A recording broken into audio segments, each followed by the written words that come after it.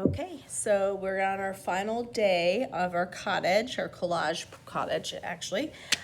So last week you should have been folding your paper, cutting that dome, having your two symmetrical trees, leaves on the trees, possibly falling down, leaves at the bottom here. If you wanted to add like a black cat or pumpkins, you can certainly do that. So hopefully this is painted from last week. If you were absent or you didn't finish, you'll have to finish that first before you move on to the next part. And then the next part, you're going to get a black piece of paper. And then I have these two sheets with different cottages on them.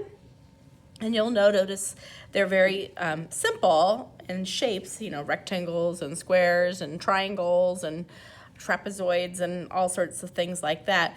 But it's not like a simple rectangle with a triangle on top. There's definitely some details to it, like in the roof of all these. This has a chimney. This has stones in the front of it. This has brick, like lights at the doors, by the doors, things like that, okay? So you can base yours off of one of these examples or combine them, make something up unique in your own. That's fine too, okay? So let's say I do this simple one right here. Okay, I'm gonna move it over like this. So this paper is a good size for the house because the house is gonna be your main subject and you wanna use up most of the paper here. So the first thing you're going to do is I would draw the basic shape and I would use pencil for this. So if I was to draw this one, this bottom line, I'm gonna use the actual paper.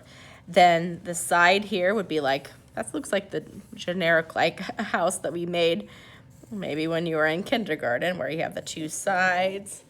And you can kind of see what I'm doing right here. I will use white colored pencil to brighten it up a little bit more, okay? So I would suggest, just like what I'm doing here, is I'm going to do, whoopsie. Actually, I could make that bigger, but do most of my drawing with pencil first.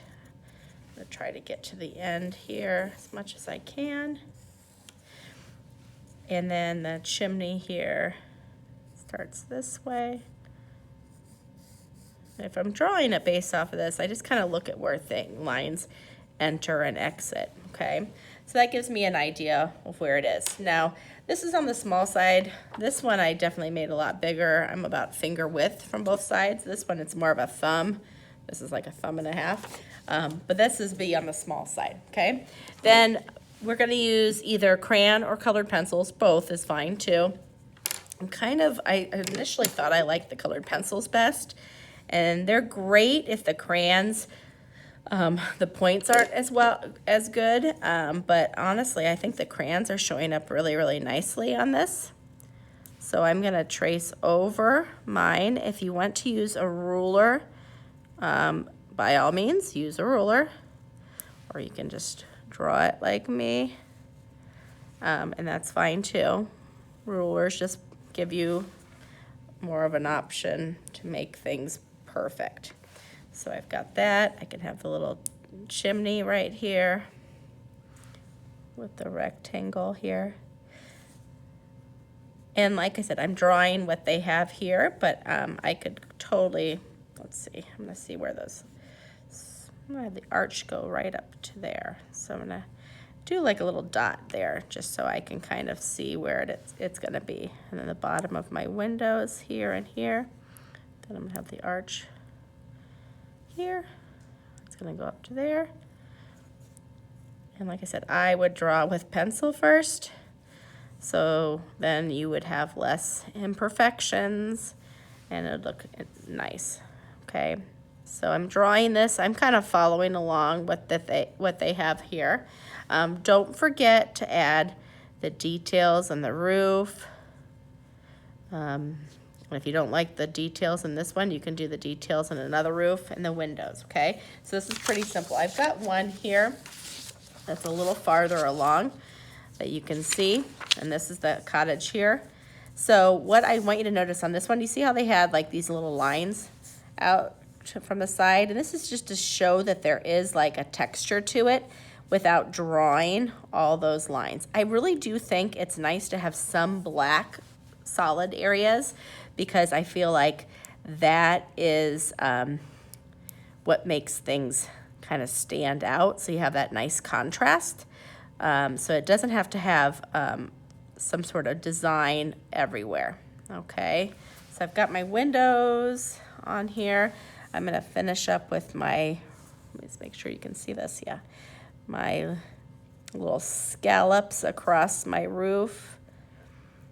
And like I said, you can either combine a few things that you like or draw it just like one of these examples or do something completely unique. And I just broke my crayon. Unique and your own. And the crayons do break at times, so then we have these right here. And then on this one, they have bricks up the side of the chimney. So I just started off drawing simple little lines across. Then I added little vertical lines to give it that brick-like look, okay? Once this is all finished, then you're gonna take scissors, and I just realized I need to bring my scissors over here. And then you're gonna cut it out. So cut right next to your image.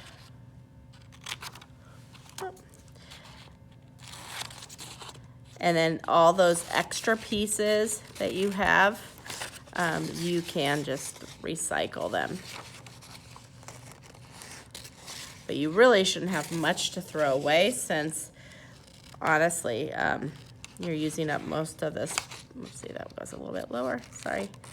You're using up most of this black paper, so I literally have just a little bit to throw away. Then I'm gonna get this paper here, and this is where my main focal point will be, which is our home. And I've got my glue here and my glue stick. And when you don't need glue in the middle, you just need it kind of around the outside. So you're gonna get your glue, and if you get a lot on there, that's fine. You just have to kind of turn it like that. And then it's like spackling. You just kind of put the glue around the edge. Make sure I get that there. Got a little too much that time. And it doesn't need to be white, okay? It just needs to be clear. And then once you like that, you'll place it at the center because this is our focal point. I want it to be somewhere on this grassy or the, not grassy, well it was grass, but the leaf area. I'm gonna lay this down nice and flat. I usually give it about a 10-second hold, so you don't need to count it loud, just count in your head. If you get a little glue that seeps out like mine, you just kind of wipe it off and it should be fine. If you're finished with this glue, you're gonna wipe it off, and if somebody's still using it, you can put it at the lid. If no one's using it, just make sure you shut that and return it. And some of you could be done now, or if you want some smoke coming from your chimney, there's black and white in here. I would start with the white, and you can have the smoke looking however you want. You can just leave it white and smudge it just with the white. Or if you want to use a little bit of black, I wouldn't use as much black as I would with white, okay? Then you'll get kind of like the gray. Okay, so that's up to you. That's a little too gray for me. And you saw how I barely use any black. There we go. And then I would be done, and I can take home my little autumn collage today.